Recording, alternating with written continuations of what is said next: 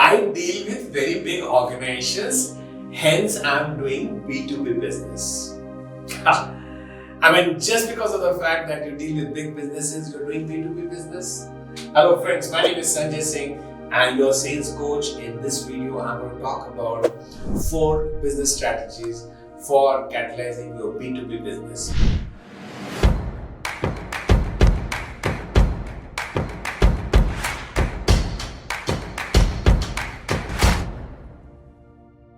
But before that, let us understand what is the difference between B2B and B2C. When you are doing business with someone who is not the consumer of your product or service, who is going to reach out to the consumer to sell your product and service, you are in B2B business. Whether you're dealing with a small business house or a big business house, it doesn't matter. When you deal with a product where you actually deliver your product to the consumer of your services or product, you are in B2C.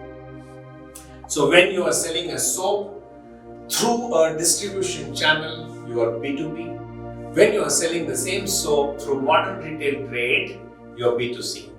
So your product doesn't differentiate or doesn't decide whether you're B2B or B2C. I hope you understand what is B2B and what is B2C. In this video, we'll talk about strategies to maximize your B2B business. The first strategy is market penetration. Now, market penetration as a strategy will work when you are able to increase the density of your customers in a given market. Now, typically in a B2B business, primary sale is in your control. So the sale that happens from manufacturer to the distributor or to the reseller is in your control.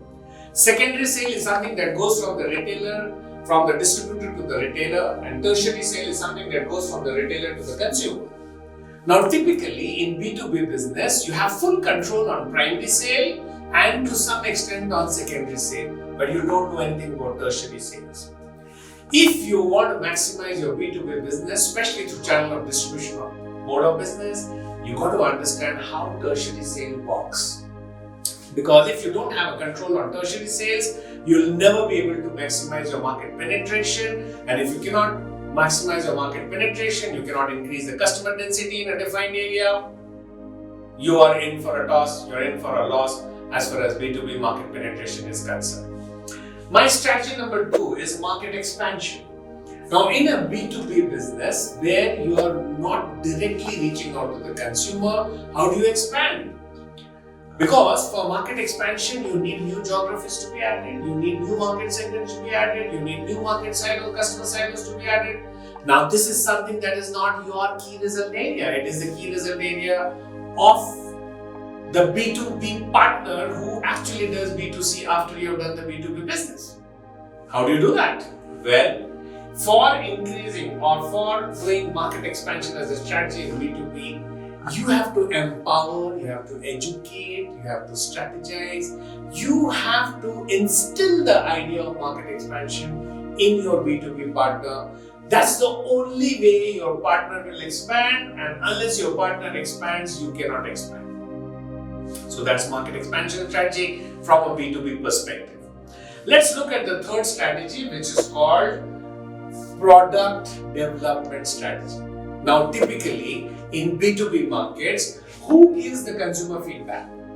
It is your B2B partner who has got his ear to the ground, who has got his ear to listen to the voice of the customer. He's the one who knows what product to be developed, what are the new product attributes to be added, what are the new initiatives to be taken. So, if you want to do product management in B2B business mode, you have to have a very strong and robust feedback mechanism, because your feedback is going to reach to you from the consumer to your B2B partner, from the B2B partner to you. So as a strategy, how good is your regression analysis? How good is your big data analytics? How good is your business intelligence system will decide as to how you actually convert the feedback into a strategy which helps you in deciding the right product fit to the right market at the right price at the right time. So you understand the strategy number 3, product management strategy, which will depend on a robust feedback mechanism and a very strong strength in big data analytics and business intelligence. My fourth business strategy for B2B mode of business is diversification strategy.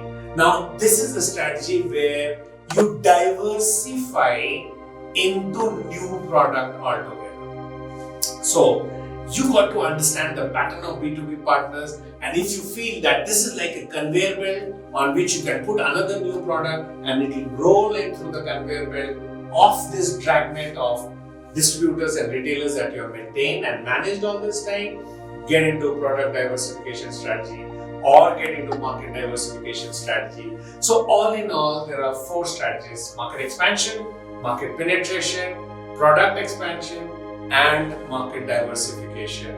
If you look at these four strategies together with a strong, intensive understanding of what is B2B market and how does B2B market work, I'm sure you will see the essence of it.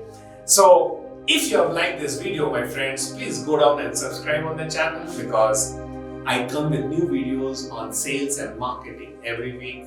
Help me connect to all salespeople known to you, because I'm on a strong mission of empowering 1 million salespersons with the science of selling before 2025. For all those of you who feel that sales is not the right profession for you, please understand that sales is a profession which can give you name, fame, and money faster than any other profession in the world, provided you know the science of selling and you follow the religion of sales. This is Sanjay Singh, your sales coach, signing off. Take good care of yourself and ensure that sales profession never loses its luster.